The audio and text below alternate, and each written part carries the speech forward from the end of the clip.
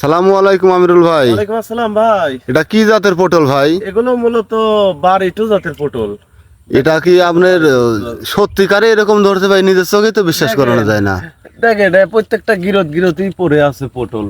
এখানে তো দুই নাম্বারই করার মতো কোনো ইয়ে নেই। ওইটাই তো দেখছি। তো ভাই আপনারা কি এই পটলের চারা বা চারা বিক্রি করেন? হ্যাঁ, আমরা এই পটলের এই লতা থেকেই চারা তৈরি করে বিক্রি করি। পটলটা কোন জমিতে লাগালে সবচেয়ে বেশি ভালো হবে? পটলটা মূলত উঁচু জমিতে চাষাবাদ করতে হয়। দেখা যায় এটা দীর্ঘমেয়াদী ফসল, একবার লাগালে 4-5 বছর ওই জমিতে পটল চাষাবাদ করা যায়।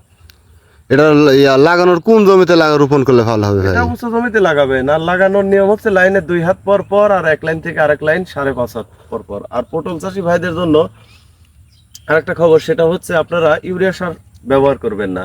দেখা যায় টিএসপি, পটাশ আর জৈব সার প্রয়োগ করবেন, সর্বোচ্চ পটলটা ধরন্ত বেশি হবে। আপনার এটা লাগানোর সময় কি কোনো রাসায়নিক সার ব্যবহার করা যাবে? লাগানোর সময় সাদা মাটিতে লাগালে সর্বোচ্চ ভালো হয়। আপনাদের ঠিকানা? ঠিকানা নাটোর জেলা বড়াইগ্রাম থানা, গ্রামতালসু, কুন্ডুপাড়া। আপনারা কি নার্সারি থেকে চারা বিক্রি করেন না অনলাইনে অর্ডার নেন? আমরা মূলত নার্সারি থেকে চারা তৈরি করি, তারপরে হচ্ছে বিক্রি করি। ওই কোরিয়ারে কি আপনারা মাল পাঠান ভাই? সারা বাংলাদেশে কুরিয়ারে পাঠাই এই জাতের পটলের চারা।